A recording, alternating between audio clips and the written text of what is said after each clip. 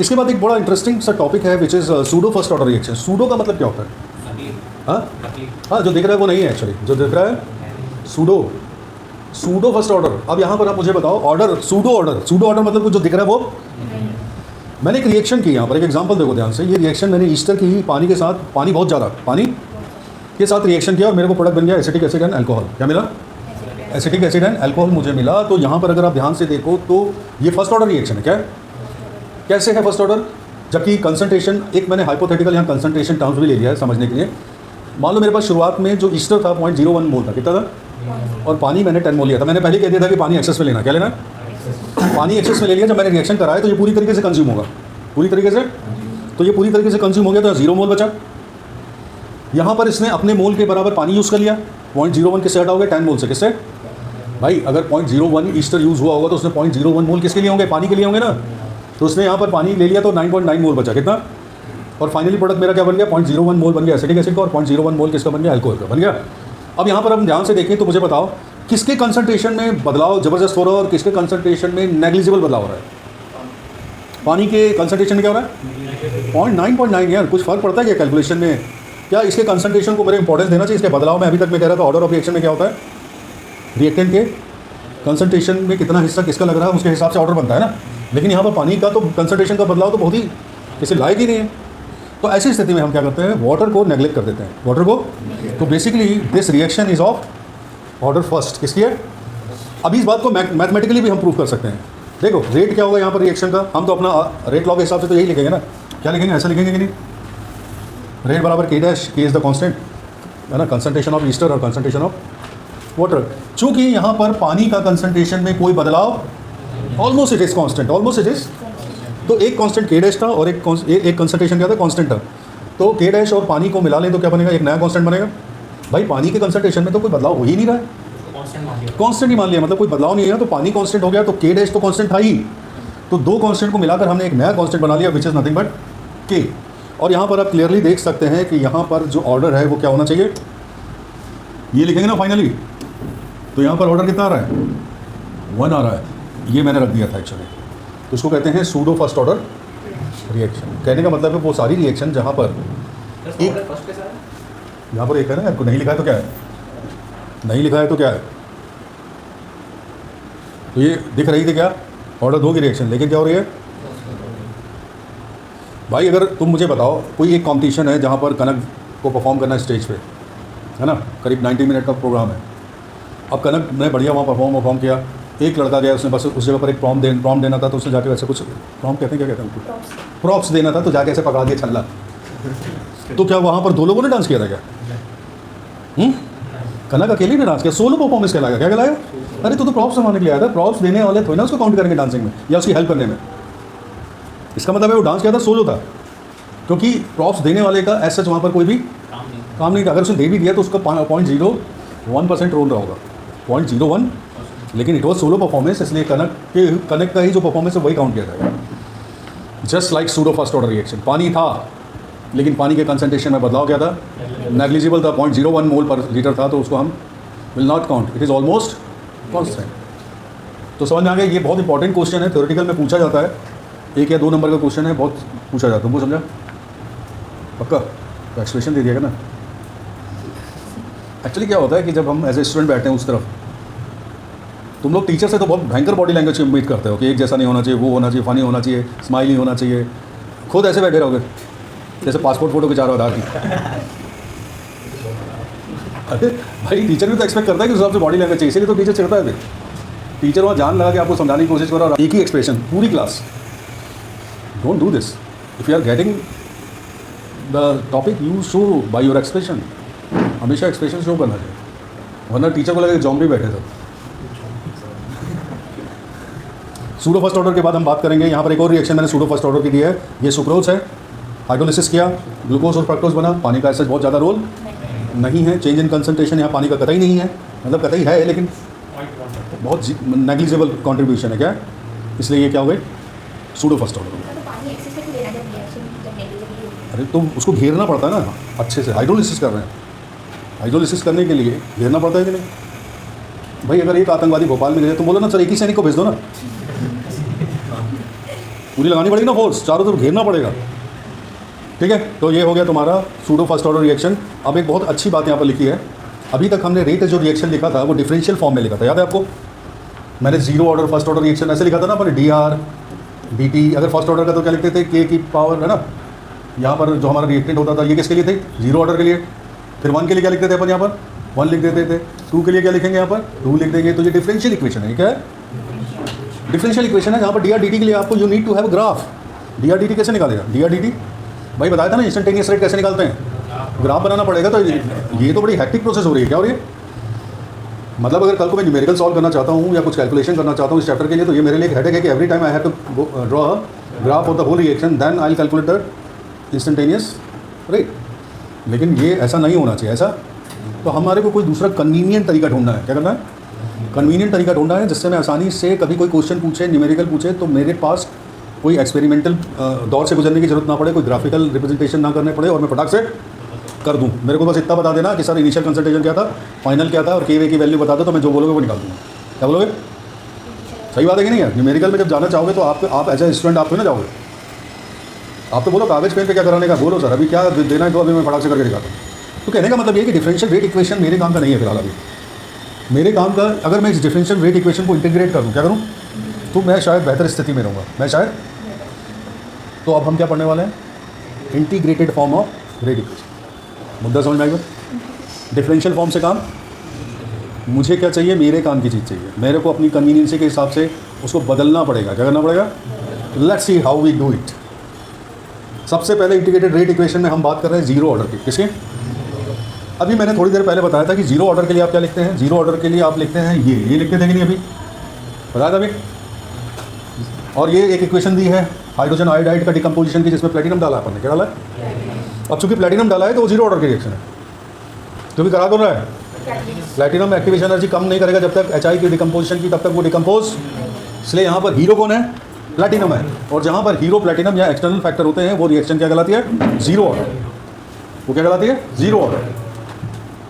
मेरे पास कोई गैजेट है, ठीक है, अब मैं गैजेट को चलाना चाहता हूँ।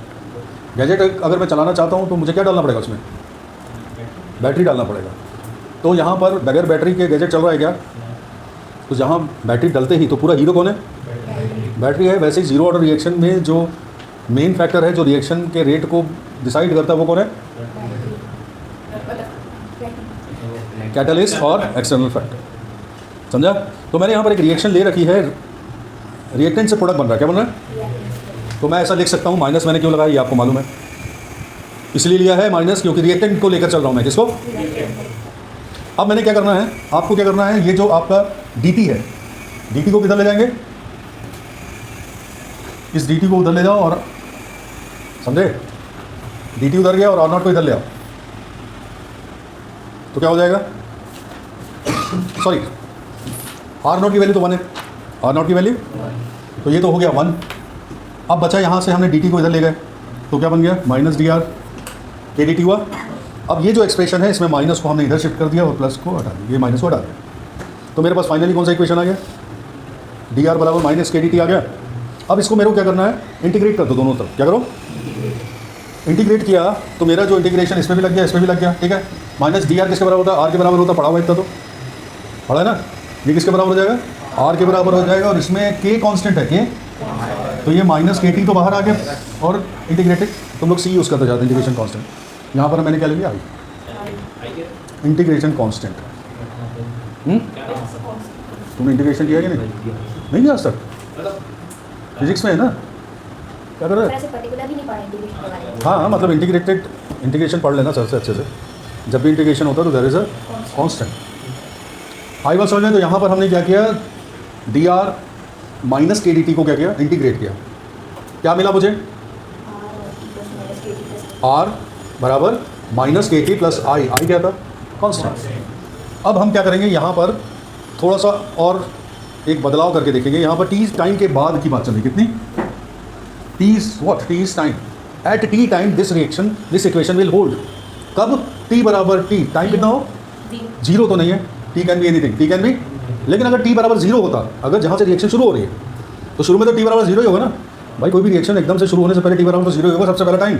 तो अगर मैं यहाँ टी बराबर जीरो रख दूँ, इस इक्वेशन में टी बराबर जीरो रख दूँ, तो क्या हो जाएगा, ये पूरा का पूरा जीरो हो गया, और आर क्या हो जाएगा, अपने इनिशियल कंसंट्रेशन पे पहुंच जाएगा, क्योंकि रिएक्शन शुरू ही नहीं हुई है। टी बराबर जीरो मतलब भाई रिएक्शन हुआ ही नहीं, तो अब कंसंट्रेशन कौन सा कहलाएगा, इनिशियल।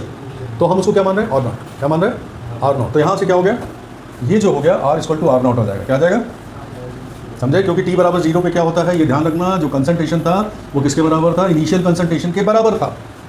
तो अब मुझे क्या करना है, मैंने यहाँ पर इस इक्वेशन में क्या किया, जब मैंने टी बराबर जीरो रखा तो ये एक्सप्रेशन पूरा जीरो हो गया, और यहाँ पर क्या लग गया, आर, मतलब आई बराबर क्या आ गया, आर नॉट आ गया। क्या गया, अब मैं वापस इस आई बराबर आर नॉट को, ये जो मेरी वैल्यू आई है आई की, मैं इसको यहाँ पर रख दूंगा। तो क्या बन गया मेरे पास इक्वेशन, फाइनली इक्वेशन क्या बना, देख ये मेरा इक्वेशन था एट टी टाइम पे, कितने पे था, ये वाला इक्वेशन एट टी टाइम पे था कि नहीं, बताओ हाँ या ना। अगर टी बराबर जीरो होता तो ये जीरो होता, तो आई बराबर, अच्छा ये टाइम जीरो होता तो कंसंट्रेशन कौन सा होता, इनिशियल मतलब आर नॉट अपन लेते हैं, क्या लेते हैं, तो आर आई बराबर क्या हो जाता, आर नॉट हो जाता। फिर आई की जगह पर मैंने क्या रख दिया, आर नॉट रख दिया, क्या रख दिया। तो मुझे फाइनली ये इक्वेशन मिल गया, विच इज़ नथिंग बट एक लीनियर इक्वेशन, लाइन का इक्वेशन जो होता है उससे हम कंपेयर करेंगे इसको, y बराबर एम एक्स प्लस वाई बराबर, यहाँ पर स्लोप क्या है बताओ, m, यहाँ पर स्लोप क्या है, माइनस के, माइनस है ना, और वहाँ इंटरसेप्ट क्या था, c था, यहाँ इंटरसेप्ट क्या है, आर नॉट।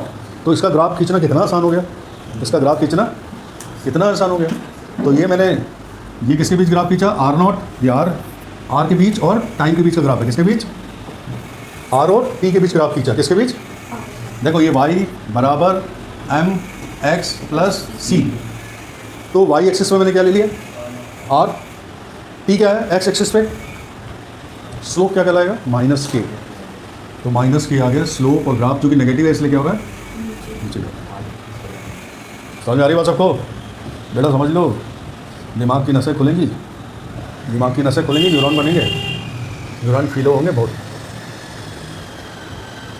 न्यूरॉन बनाओ, न्यूरॉन पूरे ज़िंदगी का खेल न्यूरॉन है। नंबर ऑफ़ न्यूरॉन्स, ज़्यादा नंबर ऑफ़ न्यूरॉन्स मतलब ज़्यादा कैपेसिटी, एक बार देख लिया याद हो गई चीज़। हमारी कॉलोनी में एक लड़का रहता है, उसको कॉलोनी के सारे बच्चे बुढ़े सबके बर्थडे याद है, सबके, कितनी बड़ी बात है। उससे पूछ लो वर्मा आंटी 80 साल की, उनका क्या बर्थडे बता देगा। अच्छा वो चुन्नू पैदा हुआ था लास्ट से, उसका बर्थडे क्या है, कोई बता देगा। चुन्नू पैदा हुआ उसका बर्थडे से लेकर 80 साल की वर्मा आंटी तक, चुन्नू पिछले साल पैदा हुआ था, वो बता दें किस दिन पैदा हुआ था। तो ये सब चीज़ें क्या है, एंड ऑफ द डे की प्रैक्टिस है, ब्रेन को न्यूरॉन बढ़ाने की प्रैक्टिस है। चीज़ों को याद करने की कोशिश करो, चीज़ों को। तो आज क्या हुआ, मेरे पास सुबह सुबह एजीओ से मैंने टी शर्ट मंगाई थी, तो उसका डॉकेट नंबर आया था, तो मैंने उसको रटा, मैंने लगा कि शाम तक मुझे याद रहता है कि नहीं, तो मैं अभी है याद मुझे 10 नंबर का अंदर था वो। तो ये भी एक अच्छी छोटी छोटी प्रैक्टिस है जिसमें आपकी ब्रेन की कैपेसिटी को बढ़ा सकते हो, समझे। हम मैं मजाक नहीं करूँ, करके देख लेना। तुम्हें सारी गाड़ी का नंबर याद है अपने घर की, गाड़ी नहीं याद है, देखो उसको अपने घर की गाड़ी के नंबर याद नहीं याद है तुमको, तुम्हारी गाड़ी का क्या नंबर है घर में, MP04QX1904 190, 3 नंबर की गाड़ी है, नहीं सबको याद नहीं है, मुझे याद नहीं है।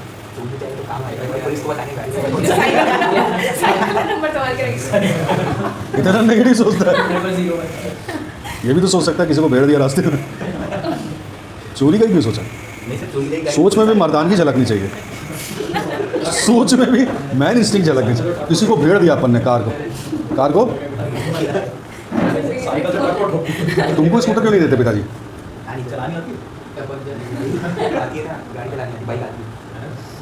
कभी बाइक वाइक चलाओ ना यार, कहाँ भाई ऐसे खड़ी है तो बैठ गया पीछे, जैसे बुला एक स्टैंड पे भी, स्टैंड मेन स्टैंड पे खड़ी चलाते हो। एक दिन आओ यार, मेरी दिली तमन्ना है, एक दिन आओ तुम बाइक से, ठीक है, पिताजी से विद्रोह कर देना, आज मैं बाइक से ही जाऊँगा, संडे था क्यों नहीं दिया मुझे बाइक, फिर बोलेगा सर किस मुँह से मांगूँ, साइकिल, वो तो साइकिल छिन रही थी, वो कम थी क्या। चलो नाउ कम टू, ये आपको समझ में आ गया जीरो ऑर्डर रिएक्शन का। जीरो ऑर्डर का सबसे पहले हमें क्या करना है, अच्छे से समझ लो, बहुत इंपॉर्टेंट है, इससे कॉन्सेप्ट क्लियर होते हैं। सबसे पहले मुझे क्या करना है, ये जो इसका डिफरेंशियल इक्वेशन लिखना, क्या लिखना है, ये रेट है और इसको हमने रेट लॉ के हिसाब से लिखा है, याद है मैंने रेट लॉ को किससे कंबाइन किया था, डिफरेंशियल रेट इक्वेशन से। फिर आपको क्या करना है, इसकी तो वैल्यू 1 हो गई, आपको क्या करना है, इसको dt को उधर ले जाना है ना, तो ये क्या हो जाएगा, फाइनली हमारे पास क्या आ जाएगा, डी आर बराबर माइनस के डी टी। ठीक है, इसमें मैंने इंटीग्रेट कर दिया, क्या कर दिया, इंटीग्रेट किया, तो मेरे पास ये इक्वेशन आ गया आर बराबर माइनस के टी प्लस आई। मैंने टी की जगह जीरो रखा क्योंकि I was interested to know about the concentration at zero time at. तो मैंने देखा कि ये सब कट गया, टी बराबर जीरो रखने पर आई बराबर आर नॉट आ गया किसके। तो मैंने वापस आई की वैल्यू आर नॉट रख दी और फाइनली मैंने इस इक्वेशन को इक्वेशन ऑफ लाइन से कंपेयर किया, किससे, y बराबर एम एक्स प्लस सी से। तो मैंने देखा कि इसका जो स्लोप था इट वॉज नेगेटिव के, इट वॉज एंड इंटरसेप्ट कितना था, आर नॉट कितना था, इंटरसेप्ट भी लिख लो इस इक्वेशन में, इंटरसेप्ट कितना होगा, ये जो है ना ये आर नॉट है क्या, clear. Now come to first order reaction. हमारा अगला टॉपिक है integrated equation for first order. किसका, इसका भी एक डिफरेंशियल रेट इक्वेशन मेरे पास था जो कि इस तरीके से था, ये याद है, minus D R upon R, ऐसे लिखेंगे ना कि यार यहाँ पर ऑर्डर कितना है, 1। क्लियर है यहाँ तक। अब मुझे क्या करना है, थोड़ा सा बदलाव करना है यहाँ पर, क्या करना है, इंटीग्रेट करने लायक उसको बनाना है।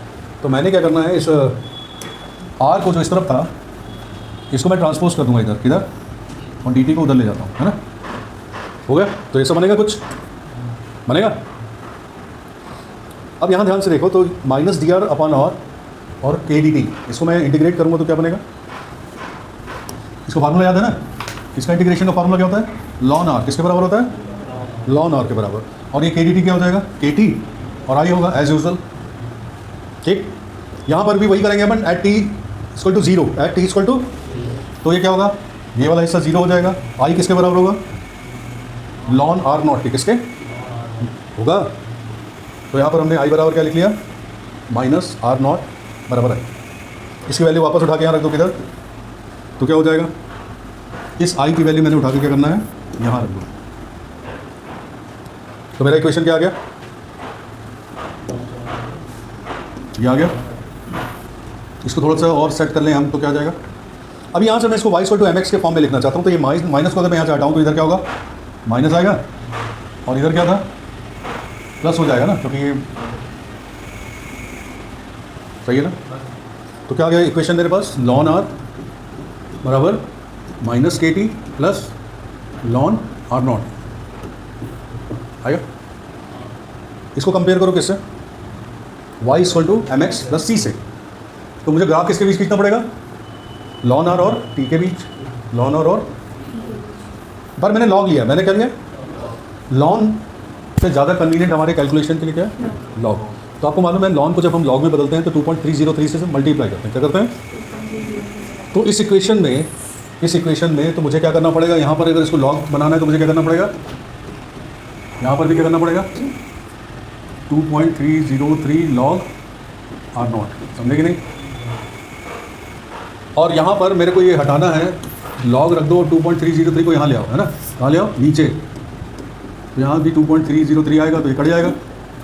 तो ये मेरा यहाँ पर क्या हो गया, स्लोप क्या है, स्लोप क्या दिख रहा है, माइनस के 2.30, तो ये ग्राफ, और ये क्या हो गया, मेरा इंटरसेप्ट हो गया, क्या हो गया, ये जो हुआ है लॉग आर नॉट, है ना, और स्लोप कितना हुआ, माइनस के 2.303।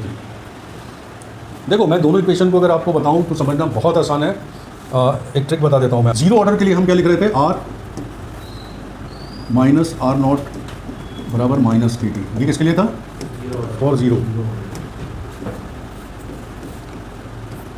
इसको अपन क्या लिख सकते हैं, आर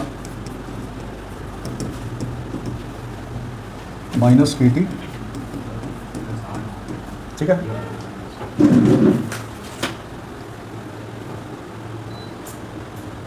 क्लियर। फर्स्ट ऑर्डर के लिए हम क्या करेंगे, फर्स्ट ऑर्डर के लिए फॉर, यहाँ लिखेंगे log R minus log R naught बराबर माइनस के टी। याद रहेगा, देखो same R minus R naught बराबर minus K T, log R minus log R naught बराबर के टी। कोई इशू है क्या, इसको मैं क्या लिख सकता हूँ, लॉग आर बराबर minus plus log R naught. इन दोनों के ग्राफ को खींचना आसान है कि नहीं मेरे लिए,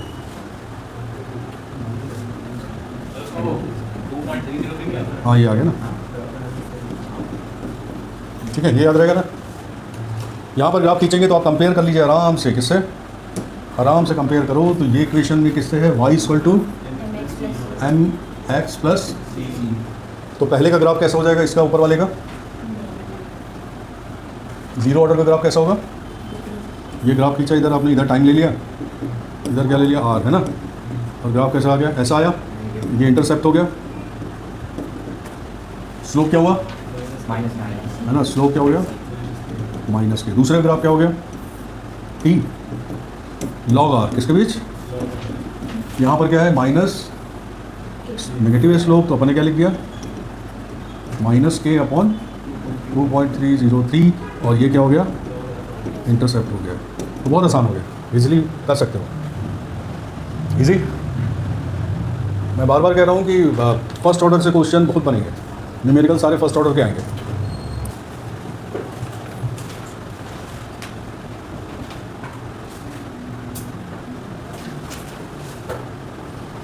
एक बहुत इंपॉर्टेंट टॉपिक जिसे हम half life of the reaction कहते हैं, क्या कहते हैं, हाफ लाइफ। हाफ लाइफ का मतलब क्या होता है, आधी ज़िंदगी। किसको मालूम किसकी आधी है किसकी पूरी है, किसी को मालूम है कि उसकी आधी ज़िंदगी हो गई है, हाँ, किसी को नहीं मालूम कि वो अपनी ज़िंदगी के आधे पे है कि ख़त्म होने वाली है। हाफ लाइफ का मतलब ये होता है कि किसी भी रिएक्टेंट के कंसंट्रेशन को रिएक्शन शुरू होने के बाद आधा होने में कितना समय लगता है, आधा होने में, किसी रिएक्टेंट को जब आपने शुरू में लिया था तो उसका कंसंट्रेशन 4 मोल पर लीटर था, और कुछ समय बाद जब वो आधा हो गया, कितना, तो जितना समय लगा उसे हम क्या कहते हैं, हाफ लाइफ कहते हैं। क्या कहते हैं, half life is very important for pharmaceutical industry. दवाई बनाते वक्त हाफ लाइफ या दवाई की एक प्रॉपर्टी होती है हाफ लाइफ। आपको मालूम है ड्रग के डोजेस सबके अलग अलग होते हैं। मोस्ट ऑफ द ड्रग जो होती है वो ट्वाइस इन अ डे दी जाती है, कुछ थ्राइस भी होती है, कुछ वंस इन अ डे होती है, कुछ वंस इन अ वीक होती है। तो ऐसा क्यों होता है, क्या दुश्मनी है किसी ड्रग से कि सर उन्होंने बोला 3 बार लेने का दिन में। यस, कहीं ना कहीं तुम नज़दीक हो लेकिन अप टू द पॉइंट नहीं। क्या होता है जब हम ड्रग खाते हैं, जैसे कोई गोली मैंने खा ली, तो मान लो मेरे शरीर में जिस डिजीज़ से लड़ने के लिए उस गोली को खाया है, मतलब उससे कोई पैथोजन होंगे ना शरीर में, बैक्टीरिया या कुछ फंगस हो सकता है या अमीबिक हो सकता है, कुछ भी हो सकता है। तो जब मैंने वो ड्रग खाया तो वो शरीर में जाके घुलेगी, तो वो किधर जाएगी, end of the day blood में, किधर जाएगी, और ब्लड में जो कंसंट्रेशन है बैक्टीरिया का, बैक्टीरिया को किल करने के लिए ब्लड में उस ड्रग का होना जरूरी है ना। कुछ मिनिमम इनहिबिटरी कंसंट्रेशन कहते हैं इसको, क्या कहते हैं, मिनिमम इनहिबिटरी कंसंट्रेशन कहते हैं, amount of drug available in the blood which can kill bacteria, which can kill. अब क्या होता है, जैसे मैंने ड्रग खा ली सुबह 8 बजे, तो उसका कंसंट्रेशन आ गया 12 बजे, कितना है 12 बजे, उसका कंसंट्रेशन ऊपर चला गया, जितने में मरनी थी उसके कंसंट्रेशन से चला गया ऊपर ड्रग का। फिर ड्रग में वापस धीरे धीरे क्या हो गया, हमारे शरीर से एक्सक्रीट आउट हो गया, क्या हो गया। तो कहने का मतलब ये है कि इस तरीके का ग्राफ आपको मिलेगा। अब समझ लो, आज तुम्हारे डोज का लोचे खत्म हो जाएगा। ये एक अपन ने ग्राफ लिया है जहाँ पर ये क्या है, टाइम है, और ये है कंसंट्रेशन, क्या है, ठीक है। ड्रग जो किल करती है वो इस स्टेज पे आके किल कर रही है, मतलब इतना कंसंट्रेशन होना ही चाहिए बैक्टीरिया को मारने के लिए। तो अभी हमने क्या किया, यहाँ से एक दवाई खाई जीरो टाइम पे, कब खाई, तो धीरे धीरे ब्लड में उसका कंसंट्रेशन बढ़ेगा, और वो बढ़ते बढ़ते फिर यहाँ से कम होना शुरू हुआ। तो ये इसने यहाँ पर अचीव कर लिया वाला कंसंट्रेशन यहाँ पर। तो ये मेरा मान लें ये 6 घंटे था, 12 घंटे था, है ना, फिर 18 घंटे था, फिर 24 घंटे था, क्या था। तो उसने पीक ऑफ द कंसंट्रेशन कब लिया, 6 घंटे में ना। 6 से लेकर कब तक मैच कर रहा था उसका कंसंट्रेशन ब्लड में, 6, 12, 18 और 24। तो वो कितने देर तक खून में था, 6। मैंने जो दवाई खाई थी 0 आवर पे खाई थी, 6वें घंटे से उसका रिलीफ आना शुरू किया, 6 से लेकर 18 घंटे तक। मुझे अगला डोज कब ले लेना चाहिए, पक्का, अरे 24 को लेगा तब तक तो फिर वो बैक्टीरिया अच्छी तरह से करने लग जाएंगे आके। ये लो, ये खाली चला गया ना ब्लैंक स्पेस, यहाँ तो बैक्टीरिया फिर से डिस्को डांस करने लग जाएंगे तुम्हारे शरीर में। कब खाना चाहिए, 12 पे खानी चाहिए। किस पे, 12 पे खाएगा तो क्या होगा, देखो कंसंट्रेशन मेंटेन रहेगा। देखो 12 पे से दूसरा डोज ले लिया, ये उछल के क्या हुआ, फिर यहाँ आ गया, फिर अगला डोज कब ले लेना है, 24 को लेगा, फिर कब लेना है, इसी तरीके से। तो ये वाला जो है ना, ये कंसंट्रेशन ये मुझे चाहिए, तो हर 12 घंटे पे खा रहा हूँ मैं, हर 12 घंटे में। इसका मतलब मुझे कितने बीडी लेना पड़ेगा, कितना। कुछ ड्रग का ऐसा होता है कंसंट्रेशन कि वो आप एक बार खाते हैं, जैसे वीकली वाले की मैं बात कर रहा हूँ, इसकी आपने यहाँ से खाया उसे पहाड़ बना दिया, क्या करिए? आपका असर यहाँ से चालू था तो अब ये क्या है, यहाँ तक था उसका असर। ये 1 दिन 2 दिन 3 दिन 4 दिन 5 दिन 6 दिन 7 दिन। ब्लड में मिनिमम इनहिबिटरी कंसंट्रेशन कितना था? पूरा बना रहा 7 दिन तक। अगला डोज आपको 6वें दिन ले लेना है ना, या 7वें दिन, जैसा भी कहा आपको। एक दवाई आती है फ्लूकोनाजोल, वीकली ली जाती है फंगल इन्फेक्शन की, क्या वो? तो अलग अलग दवाई आती है, लेकिन ये रोल किसका है? काम हमारा मेन कॉन्सेप्ट यहाँ पर क्या लग रहा है? Half life. क्या लग रहा है? तो ड्रग का जो डोज है वो कौन डिसाइड करता है? Half life. समझ में? कल को तुम लोग बी फार्मा डी फार्मा कोई कर लिया गलती से,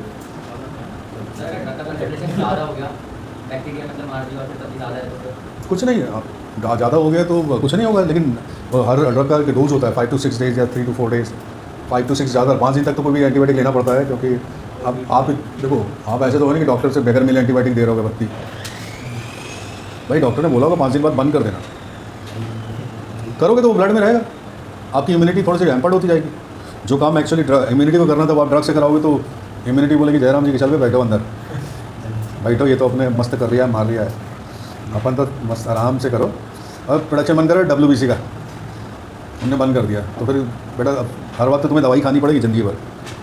इसलिए गांव के लोग कहते हैं ना कि दवाई दारू से दूर रहो। नहीं, दारू के तो नज़दीक रहते हैं दवा दारू से दूर रहो। बोले नहीं, दारू के नज़दीक रहते हैं। बोले दारू पीते हैं, एक पौवा डेली मार रहे हैं तो हमको कोई बीमारी नहीं, 80 साल के हो गए। 8 जैसे बजे घंटा बजने लग गया। 8 PM 8 PM नाम भी एक दवा उसका कंपनी का है, जो उसका 8 PM इसलिए क्योंकि जो एक्चुअल बेवड़ा होता है ना, उसके 8 बजे एकदम से उसको सिर्फ कलारी ही दिखती है। जब भी आँख खोलता है कलारी, तो 8 बजे सीधा वहीं जाती। गाड़ी इधर जाना भी चाहे तो मुड़ती चली जाती है। क्यों? गाड़ी इधर जाना भी चाहे तो कलारी की तरफ मुड़ जाती है। बोले मैं मंदिर जा रहा हूँ, घर में क्या बोल के जा रहा है? मंदिर जा रहा हूँ। और लौट गया है तो आंखें लाल लाल। अच्छा, समझने की कोशिश भी कर रहे हैं, मंदिर टाइप की एक्टिंग कर रहे हैं, लेकिन घर वाले 20 साल से देख रहे हैं, तो वो तो तुम्हारा एक कदम रखते ही पकड़ में आ जाते हैं। ज़्यादा कॉन्शियस हुआ मतलब दारू पी के आया, ज़्यादा कॉन्शियस हुआ तो समझ जाओ दारू पी के आया है। नॉर्मल नहीं चल के आ रहा है, ज़्यादा बात कर रहा है घर में आके, समझ जाओ दारू पी के आया है। कविता लिखना इसमें, समझ जाओ दारू पी के आया है। कभी ज़्यादा बात करे, कभी बहुत कम बात करे, कभी लड़खड़ा जाए, कभी कॉन्शियस हो जाए, समझ जाना दारू पी के आया है। तो now come to the point. तो हाफ लाइफ समझ में आ गया?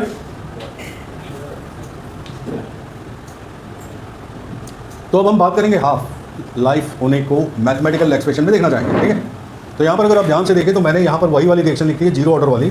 अब यहाँ देखो, ये मैंने रिएक्शन वही वाली है ना, अभी बताया था थोड़ी देर पहले, 0 ऑर्डर की इंटीग्रेटेड रेट इक्वेशन लिखी है। अब मुझे टी हाफ का मतलब मैं क्या कहना चाह रहा हूँ कि आधा हो जाए इनिशियल कंसंट्रेशन, क्या हो जाए फाइनल कंसंट्रेशन, इनिशियल का क्या हो जाए आधा, फाइनल क्या हो जाए इनिशियल का। तो ये टी क्या हो जाएगा? टी हाफ होगा कि नहीं? टी हाफ होगा कि नहीं? टी फुल टाइम है तो टी हाफ पे निकालना ना मुझे कंसंट्रेशन।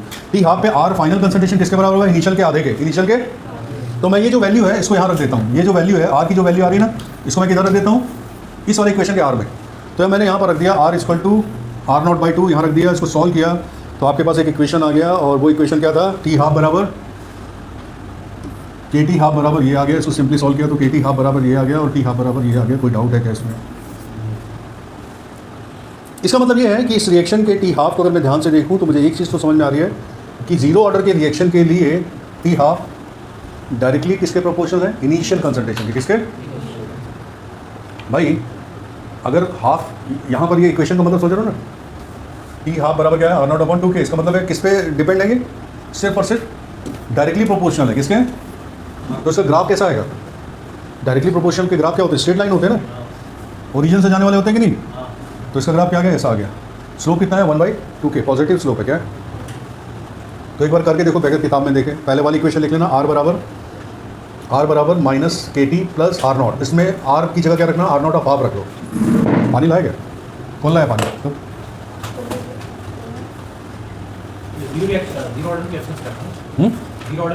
हाँ हाँ, R बराबर लिखो -KT + R0। R बराबर -KT + हाँ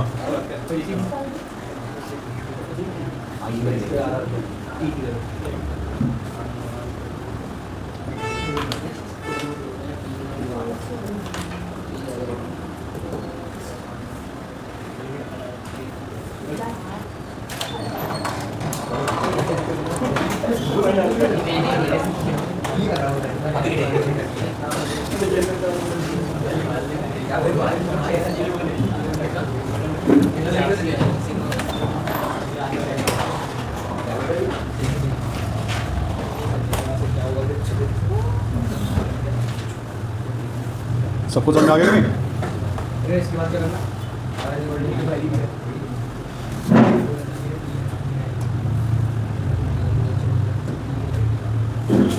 देखो अपने पास जीरो ऑर्डर का क्या था, इंटीग्रेटेड इक्वेशन क्या था, माइनस के टी था। अब टी हाफ पे एट टी हाफ क्या हो जाएगा, फाइनल कंसंट्रेशन किसके बराबर होगा, इनिशियल होगा ना आधा, इसका आधा होगा कि नहीं, इसकी जगह पर ये रख दो, क्या हो गया,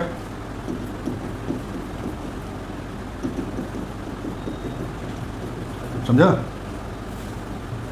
आप क्या करना है, इसको इधर ले आओ,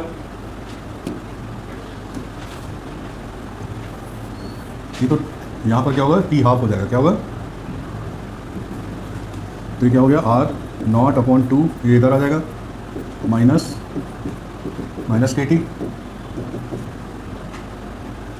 फिर क्या होगा, इसकी वैल्यू कितनी आएगी, माइनस हाफ आर नॉट बराबर माइनस से माइनस, यहाँ से टी हाफ बराबर क्या हो गया, R naught upon two K upon, इसको अपन क्या लिख सकते हैं, which can be further written as T half is directly proportional to, अब डायरेक्टली प्रोपोर्शनल तो इसका ग्राफ कैसा आएगा, स्ट्रेट लाइन आएगा, क्या आएगा। अब एक मज़ेदार बात ये भी है, ये ग्राफ समझ में आ गया था ना, ग्राफ समझ में आ गया सबको, ये जेई में पूछते हैं, किसी भी कॉम्पिटिटिव एग्जाम में पूछेंगे इसका ग्राफ कैसा होगा, 4 दे देंगे, बताओ उसमें कौन है, कॉम्पिटिटिव एग्जाम के क्वेश्चन है ये, इसका ग्राफ कैसा होगा, तो आपको इक्वेशन मालूम होना चाहिए, तो आसानी से आप बता दोगे कि स्लोप नेगेटिव था कि पॉजिटिव, यहाँ पर क्या है, स्लोप पॉजिटिव है, इंटरसेप्ट क्या है, जीरो, इंटरसेप्ट क्या है, जीरो, क्योंकि ये सीधा ओरिजिन से शुरू हो रहा है। ये तो मैंने बताया टी, अगर मुझे टी 3/4 निकालना हो, क्या निकालना, 3/4 होने में कितना टाइम लगेगा, 3/4 होने में, 3/4 होने में, हाँ, तो क्या करेंगे, तो भाई कुछ नहीं करेंगे, आर बराबर क्या रख देंगे, 1/4 आर नॉट रखेंगे, क्या रखेंगे, फिर से उसी इक्वेशन में जाएंगे, तो क्या आएगा, ये था अपना वो, ये माइनस हो गया, सॉल्व किया तो ये आ गया, इसका मतलब है कितना हो गया, T3/4 बराबर 3/2 इंटू टी हाफ। समय ये भी बहुत पूछा जाता है, हर्षवर्धन तुम्हारे लिए क्वेश्चन है ये सब यही है, T3/4 कैसे, 3/4 कैसे निकालोगे, जैसे यहाँ पर भी था ना अपना, यहाँ पर मैंने क्या किया था, आर की जगह क्या रखा था, ये रखा था ना, ये कह रहा है 3/4 हो रहा है, आर कितना हो रहा है, 3/4 ऑफ इनिशियल कंसंट्रेशन के हो रहा है, किसके, तो इस इक्वेशन में आर की जगह मैं क्या रखूँगा, 3/4 आर नॉट और क्या बराबर minus K T 3/4 plus are not लिखूँगा, इसको सॉल्व करो, क्या आएगा, ये इधर आएगा, तो क्या आ जाएगा, माइनस 1/4 आर नॉट बराबर माइनस के टी 3/4 हुआ, माइनस से माइनस कैंसिल हो गया, ठीक है। अब क्या करेंगे, 1/4 आर नॉट बराबर T3/4, और क्या मैं लिख सकता हूँ इसको, अभी हमें मालूम है 1/2 हाफ 2k आर नॉट, ऐसा भी लिख सकता हूँ ना मैं, लिख सकता हूँ, और इसकी वैल्यू कितनी थी, टी हाफ थी ना इसकी वैल्यू, तो क्या हो गया, ये रिलेशनशिप आ गया किसके बीच, टी हाफ और T3/4 के, समझ में आ रही बात। वैसे ये तो खैर वैसी बात कर ली, अगर मान लो मेरे पास इनिशियल कंसंट्रेशन 100 मोल पर लीटर है, तो टी हाफ कितना होगा, और ये 100 मोल पर लीटर है, जो आधा होने में उसको मतलब आधे घंटे लगते हैं, कितना, आधे घंटे में 1 घंटे लग रहा है, आधा कंसंट्रेशन होने में कितना लग रहा है, 1 घंटे लग रहा है, तो ये क्या हो गया, टी हाफ हुआ टी हाफ। अब 75% कंज्यूम होना है किसको, 100 में से, तो 3/4 कंज्यूम हुआ, कितना हुआ, अरे 50 का आधा कर देना, 25 और खर्च हो रहा है ना, टी हाफ कितना था, टी हाफ ये देखना यहाँ के लिखा, टी हाफ का आधा किया, टी हाफ का, थोड़ा सिंपल सी बात है, मतलब वो आधे घंटे में हो रहा है, क्योंकि देखो कोई भी चीज़, तो इस हिसाब से कोई चीज़ खत्म होगी क्या ज़िंदगी में, अगर आधी आधी होती जाए तो क्या तुम खत्म कर सकते हो, हाँ, एक पेन मैं दे दूँ इसको बोलूँ आधा आधा करते जा, खत्म हो जाएगा पेन, एटॉमिक लेवल तक आधा करते करते करते वही ज़िंदगी पूरी हो जाएगी कि नहीं। अब एक काम करो, फर्स्ट ऑर्डर के लिए खुद ही निकाल के दिखाओ सब। आपको बेसिक इक्वेशन मालूम है क्या था? बेसिक इक्वेशन क्या था? लॉग आर बराबर क्या था? -2 प्लस, अब आप इसका टी हाफ निकाल के दिखाओ मुझे। चालू हो जाओ। क्या रखना आर की जगह? आर की जगह आर नॉट आप रखना। क्या रखना है?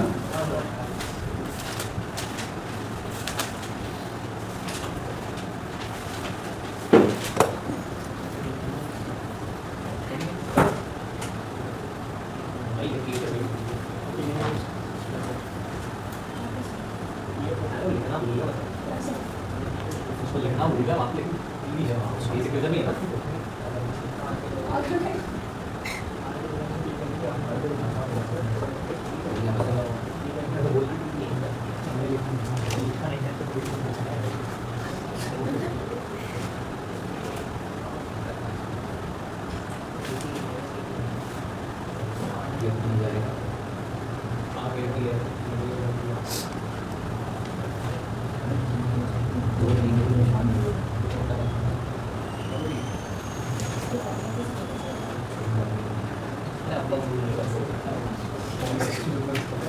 उसका एंड क्या आंसर है? ये से बताओ। क्या सर एंड में बोला फॉर्मूला है 0.69 भी अपॉन के वाला, तो 0.69 भी अपॉन के वाला। नहीं वो मत कर, तू तो सिंपल ले गया।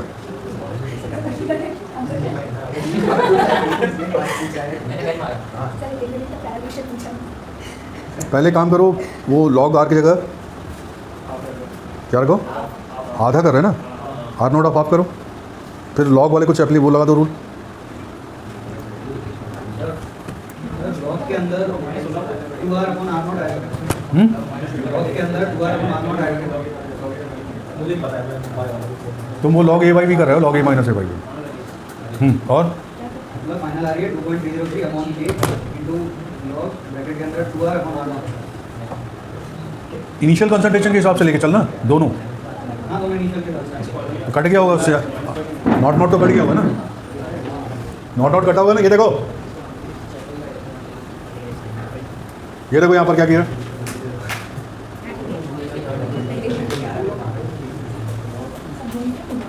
ये वाला इक्वेशन तो याद है ना वो? यही बोला था। सभी यही बोला था। सही था ना ये? ये तो अपना वही है फर्स्ट ऑर्डर का इंटीग्रेटेड इक्वेशन। ऐसा लिखा है, कोई इशू तो नहीं ना? मैंने तुम लोग ऐसा बताया था, लॉग आर बराबर -KT upon 2.303 log R not, ये बताया था ना। इसको मैं ऐसा भी लिख सकता हूँ, कैसा क्यों लिख सकता हूँ? क्योंकि ये इधर आएगा तो log R minus log R naught बराबर K अपॉन 2.303 T। और मालूम है लॉग ए माइनस लॉग बी किसके बराबर होता है? लॉग ए अपॉन बी के। किसके? तो ये क्या हो गया? लॉग आर -KT अपॉन, ठीक है। यहाँ से हम क्या लिख सकते हैं? ये लिख सकते हैं, ये लिख सकते हैं कि नहीं? तो ये क्वेश्चन बहुत अच्छे से याद रखना। और इसमें अपन ने क्या किया, यहाँ पर देखो आर की जगह क्या रख दिया? आर नॉट बाई, ये आर से आर नॉट कट गया, ये 2 ऊपर चला गया। लॉग 2 की वैल्यू कितनी होती है? 0.3010। सिंपली सॉल्व किया तो मेरे पास क्या गया? ये इक्वेशन है किसके लिए? फर्स्ट ऑर्डर के लिए। और इसको ध्यान से देखो तो यहाँ पर फर्स्ट ऑर्डर के लिए टी हाफ इस पर डिपेंड कर रहा है, हाँ कांस्टेंट है ना यार। क्या इनिशियल कंसंट्रेशन पे डिपेंड कर रहा है क्या? टेम्परेचर कहाँ आ रहा है? फर्स्ट ऑर्डर के लिए T half does not depend on initial concentration. First order मैंने क्या बताया था, जब आप रिएक्टेंट के कंसंट्रेशन को डबल करते हैं तो रेट ऑफ रिएक्शन भी क्या हो जाती है? डबल हो जाती है। तब ऐसी स्थिति में जब आप कंसंट्रेशन को आधा करते हैं इनिशियल को, तो जो टी हाफ है वो क्या है? T half does not depend on the initial concentration. याद रखना, समझ में आ रही बात? तो ये अगर ये नहीं समझ में आया तो ये जान, ठीक है? समझ में आ गया? तो ये बहुत इंपॉर्टेंट फार्मूला थे मेरे पास, इन पे ही आपके पूरे न्यूमेरिकल बनेंगे। अब हम लास्ट में आ रहे हैं, हमारा लास्ट टॉपिक है। हाँ हाँ effect of temperature, effect of rate of reaction में इफेक्ट टेम्परेचर का क्या होता है? अमूमन तौर पे ये देखा गया है कि रिएक्शन का अगर हम टेम्परेचर 10 डिग्री बढ़ा दें, किसी भी रिएक्शन का 10 डिग्री बढ़ा दें तो उसका रेट ऑफ रिएक्शन क्या होता है? नियरली डबल हो जाता है। क्या होता है? ये देखा गया है एक्सपेरिमेंटली कि बहुत सारी रिएक्शन का जब हम टेम्परेचर 10 डिग्री बढ़ा देते हैं तो उसका रेट क्या होता है? ऑलमोस्ट डबल हो जाता है, ऑलमोस्ट। तो यहाँ पर एक साइंटिस्ट है, ये देखो यहाँ पर लिखा है ना, KT+10/KT nearly equal to 2, which is called temperature coefficient. ये क्या है? रेट कांस्टेंट है। कब? At T temperature. T+10 क्या है? KT+10 क्या है? रेट कांस्टेंट है T+10 डिग्री टेम्परेचर पे। इन दोनों का रेशो कितना आ रहा है? नियरली 2 आ रहा है, और इस रेशो को अपन कहते हैं टेम्परेचर कोफिशिएंट। कहने का मतलब यह है कि किसी भी रिएक्शन जो कि एंडोथर्मिक है, जो कि अगर हम उसका 10 डिग्री टेम्परेचर बढ़ाते हैं तो उसका रेट ऑफ रिएक्शन ऑलमोस्ट क्या हो जाता है? डबल हो जाता है। इस पर आर्हीनियस ने काफ़ी काम किया था। आर्हीनियस ने अपना एक इक्वेशन दिया था कि what is the effect of temperature on rate of reaction. तो उनने अपना जो इक्वेशन दिया था दैट वाज K बराबर A.E माइनस E⁻⁻⁸ ये किसका इक्वेशन है? आर्हीनियस इक्वेशन है। किसका? और यहाँ पर एक क्या है? कोलिजन फ्रीक्वेंसी फैक्टर है। क्या है?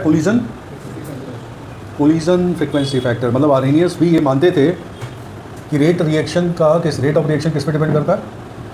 कोलिजन पे। किस पे? टेम्परेचर बढ़ाने में क्या बढ़ जाता होगा? मॉलिक्यूल की काइनेटिक बढ़ती है तो कोलिजन भी बढ़ता होगा ना। रिएक्टेंट का टेम्परेचर बढ़ाओगे तो क्या होगा? काइनेटिक एनर्जी बढ़ेगी, मॉलिक्यूल की काइनेटिक एनर्जी बढ़ेगी तो मॉलिक्यूल एक दूसरे से बहुत एग्रेसिवली टकराएंगे। तो जब वो टकराएंगे तो रिएक्शन क्या होगी? रेट ऑफ रिएक्शन भी। तो ये सब सारी बातें कैसे हो रही है? टेम्परेचर से हो रही है। किससे? और यहाँ पर एक शब्द है, यहाँ पर एक लेटर है EA का मतलब होता है एक्टिवेशन एनर्जी। क्या होती है? मैं बता चुका हूँ शायद पहले एक्टिवेशन एनर्जी क्या होती है।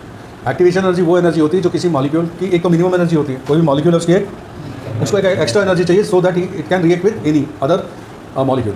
समझ में आ रहा है? उसको एक मिनिमम एनर्जी चाहिए जिससे वो रिएक्ट कर सके। मिनिमम एनर्जी चाहिए जिससे उस मिनिमम एनर्जी को अपन क्या कहते हैं? We call it activation energy. Activation energy मैं कहीं पर यूज़ किया ना वाला शब्द, याद है पहले भी? हाँ, बायोमॉलिक्यूल। हाँ, तो वही वाला फंडा है कि एक्टिवेशन एनर्जी को कनेक्ट किया है किससे? टेम्परेचर से। और यहाँ पर एक क्या है? कोलिजन फ्रीक्वेंसी फैक्टर है। क्या है? इस पूरे एक्सप्रेशन को E⁻⁻⁸ को बोल्ट्जमैन फैक्टर भी कहते हैं। क्या कहते हैं? We can also have another form. अब ये वाला फॉर्म में तो मैं यूज़ करना बड़ा मुश्किल है यार। ऐसे वाली इक्वेशन देख के वैसे ही घबराहट होती है, हो रही थी कि नहीं सबको? E की पावर कुछ आ जाए तो BP शूटअप होने लगता है। क्या होता है? तो इसको अपन अपने कंफर्टेबल फॉर्म में ले आए जिससे कि हम इसको समझ सकें, है ना। ये वाला इक्वेशन थोड़ा सा ऊपर से जा रहा है, क्या कर रहा है? तो उसको थोड़ा सा बैलेंस कर देते हैं ताकि अपने को समझ में आने लग जाए कि एक्जैक्टली सॉल्व कैसे करना है। यहाँ तो तुमको सारी वैल्यू दे दूँगा तो तुम सॉल्व नहीं कर पाओगे। मैं तुमको R दे दूँ, T दे दूँ, A दे दूँ, K दे दूँ, चल बोलूँ एक्टिवेशन एनर्जी निकाल, कैसे निकालोगे? कुछ ऑपरेशन ही नहीं मालूम है तुमको। मैथमेटिकल ऑपरेशन यहाँ क्या लगे कुछ मालूम है क्या? हाँ, यस। यहाँ पर इससे पहले कि लॉग हम यहाँ करें, हम यहाँ पर लॉग कर देते हैं। क्या करते हैं? ये जो इक्वेशन है ना मेरे पास, ये वाला, इसको मैंने दोनों तरफ लॉगरिथम ले लिया। क्या ले लिया? तो वो इस फॉर्म में आ जाएगा। देखो क्या था वो इक्वेशन? ऐसा था ना, K बराबर क्या था? A × E⁻⁻⁸ था, है ना। इसका अगर मैं लॉग करूँ दोनों तरफ क्या होगा? लॉग के आपको मालूम है ना एक इक्वेशन, लॉग के ऑपरेशन मालूम है? होता है। तो यहाँ पर ये देखो, ये एक हो गया, ये हो गया, है ना। और एक और ऑपरेशन लिख लो, लॉग A की पावर A बराबर क्या होगा? ये याद रखना, दो फॉर्मूले। उस हिसाब से लॉग के लॉन लिया, सॉरी लॉग नहीं, मैंने क्या लिया? लॉन के लॉन A प्लस ये आना चाहिए, पर चूंकि यह पावर में ही नेगेटिव है, पावर में ही, इसलिए वहाँ पर नेगेटिव आ गया -E/RT। तो ये थोड़ा सा फैमिलियर हो गया। क्या हो गया? अब यहाँ पर मैंने क्या करना है कि ये तो लॉन के फॉर्म में है, तो इसे किस में बदलना है? लॉग के फॉर्म में। तो यहाँ सब जगह मैं क्या करूँगा? मल्टीप्लाई करूँगा 2.303। तो ये यहाँ पर क्या होगा? यहाँ से अगर हटेगा तो किधर जाएगा? तो फाइनली मेरे पास क्या इक्वेशन मिल गया? लॉग के बराबर log A minus E/2.303 RT। T की वैल्यू कितनी लेनी है? R की वैल्यू क्या लेनी है? 8.314, वो जो हमेशा चलती है थर्मोडायनेमिक वाले। ये है आर्हीनियस इक्वेशन। टेम्परेचर का क्या रोल पड़ता है किसी रिएक्शन पे, उसके बारे में है। ये किसी एक टेम्परेचर का है। किससे? तो अगर मुझे दो टेम्परेचर के बीच, देखो आपको क्वेश्चन तो हमेशा दो टेम्परेचर के बीच दिया रहेगा ना, पहले बोलेगा ये टेम्परेचर था 23 केल्विन 23 डिग्री था, अब मैंने उसको 33 डिग्री कर दिया है ना, के की वैल्यू ये है, आर की वैल्यू ये है, तो फाइनली बताओ what was the activation energy. आपको क्वेश्चन कैसे आएंगे, हमेशा 2 टेम्परेचर में आएंगे। तो मैं अब क्या करने वाला हूँ, इस इक्वेशन को 2 टेम्परेचर के रूप में बदलने वाला हूँ। मान लो ये इक्वेशन था मेरा T1 होता तो यहाँ पर क्या लेते हैं अपन, log K1 बराबर log A तो कांस्टेंट है minus E upon 2.303 R T1, और दूसरा क्या हो जाता log K2 बराबर log A minus E upon 2.303 R T2 होता। तो मेरे पास ऐसे 2 इक्वेशन बन जाते। अच्छा, यहाँ पर मैं थोड़ा सा आपको ये भी समझा दूँ कि ये जो इक्वेशन था मेरा, ये किससे मैच कर रहा था, किससे मैच कर रहा है, y इक्वल टू, अब ये देखो ये वाली बात मैं कर रहा था, 2 डिफरेंट टेम्परेचर पे क्या हो जाएगा, एक टेम्परेचर पे log K1, दूसरा हुआ पहले में से सेकंड वाले को, सेकंड में से पहले वाले को माइनस कर दो, पहले वाले सेकंड वाले इक्वेशन से, तो क्या होगा log K2 माइनस, ये कट जाएगा, ये कॉमन ले लेंगे अपन, ये कॉमन आ रहा ना, तो ब्रैकेट में क्या बचा 1/T1 माइनस, और फाइनली जब इसको सॉल्व करोगे क्या हो गया log K2 अपॉन K1 बराबर क्या हो गया E अपॉन 2.303 R। इसको सॉल्व कर लो तो ये आ गया। This is very important. जब आपको पूछे एक्टिवेशन एनर्जी 2 टेम्परेचर पे, किसमें, डेड श्योर इसमें से एक न्यूमेरिकल आएगा, समझा। और लास्ट में हमने ये क्रॉस चेक करने की कोशिश की है कि क्या वाकई ही 10 डिग्री बढ़ाने पर रेट ऑफ रिएक्शन डबल हो जाता है। अभी थोड़ी देर पहले बोला था ना मैंने कि हर 10 डिग्री पे क्या होता है, नियरली डबल हो जाता है। तो हम देख रहे हैं कि वाकई होता है कि नहीं, चलो वैल्यू रख के देखते हैं। चलो, तो मैंने T1 कितना माना 300 और T2 कितना मान लिया 310, 10 डिग्री बढ़ा। ये देखा गया है कि normally activation energy most of the reaction की क्या होती है, पर मोल होती है 55 किलो जूल। कितनी होती है, 55 किलो जूल पर मोल होती है मोस्ट ऑफ द रिएक्शन की जो एक्टिवेशन ऑन एन एवरेज कितनी होती है 55। तो उसको जूल में बदल लेंगे, ठीक है। तो हमने यहाँ पर वैल्यू रखी log K2 अपॉन K1, ये एक्टिवेशन एनर्जी लग दिया, ये 2.30, ये R, और ये 310 माइनस 300 अपॉन 310 अपॉन 300। जब इसको सॉल्व किया, जब पूरा सॉल्व किया ना, तो K2 अपॉन K1 की वैल्यू वाकई कितनी आ रही थी, इट वाज नियरली 2। इसका मतलब साफ जाहिर है कि हर 10 डिग्री बढ़ाने पर क्या होता है, रेट ऑफ रिएक्शन क्या होता है, ratio of constant, rate constant का रेशियो वो है नियरली 2 के बराबर है। इसका मतलब है रेट भी क्या हो रही है, डबल हो रही है।